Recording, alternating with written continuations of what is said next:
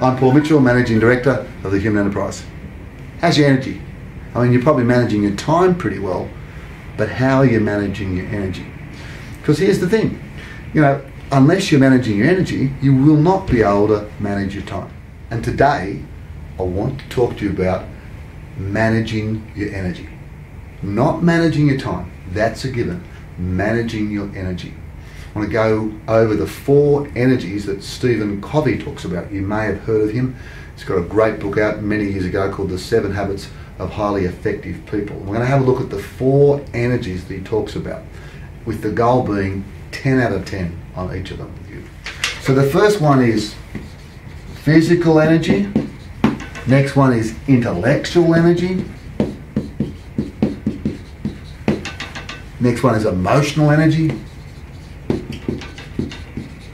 And our final energy that we need to manage is that of spiritual. Now, don't turn off. I don't want to lose you. We're gonna ground this. We're not it's not a religious lesson. Spiritual. So our goal is not get a bit fitter. Connect with a few more people. No. Our goal is 10 out of 10. How do we get a 10 out of 10 for physical energy, 10 out of 10 for being intellectually challenged, 10 out of 10 for really connecting with people, and 10 out of 10 for spirituality, whatever that might mean to you. So let's have a look at this. What does it mean to be out of 10 physically? Well, it's not just about being fit, although that's part of it. It's about waking up in the morning feeling energized. It's about going to bed and being able to have a good night's sleep. It's about having periods of renewal throughout your day so that you've got enough energy to drive your work. I see, ever since those people go to the gym and they're pumping iron and they're feeling fantastic and they run over lunchtime, they're always bucketed. They're asleep at their desks. That's not what we're talking about. Yeah, physical fitness is important, but how much physical energy do you have to drive your work? What are you doing? I want you to think about it right now. Scale of 1 to 10, with 1 being yuck, 5 being so-so, and 10 being Big Kev. Remember Big Kev? I'm excited. Where are you now physically? Don't BS me or BS yourself.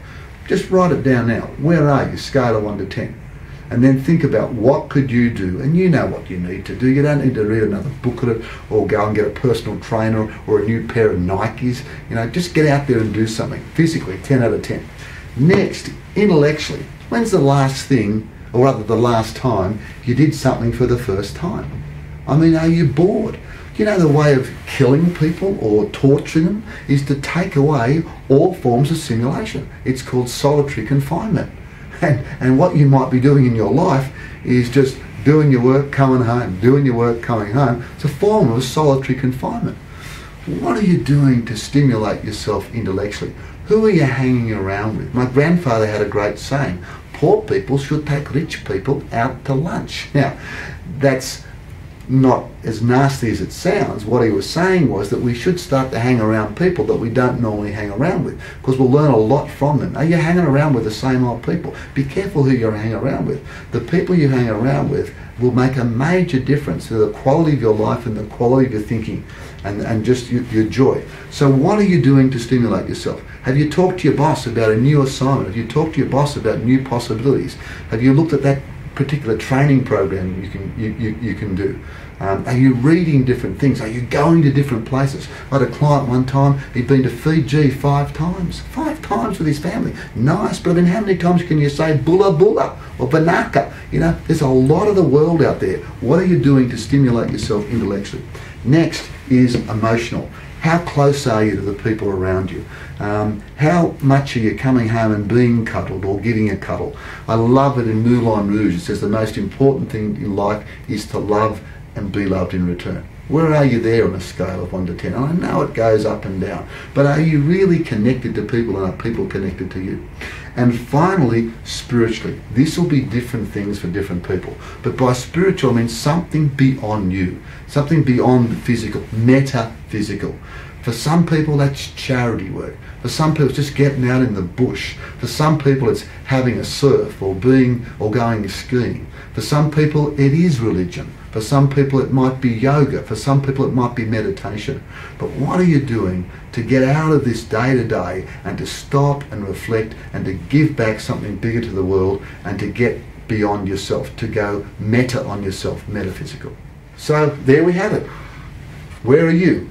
Where are you on the physical, 1 to 10? Where are you intellectually, 1 to 10? Where are you emotionally, 1 to 10? And where are you spiritually, 1 to 10? Yep, I know it's a big goal, and you know what? It's possible. Do you have to work on it? Absolutely. But if you get those energies up, you'll find your whole life and the life of those around you, family, and those that you lead, those that you have, I guess, some obligation to, will change, will transform. I'm Paul Mitchell, Managing Director of Human Enterprise. Be true to you.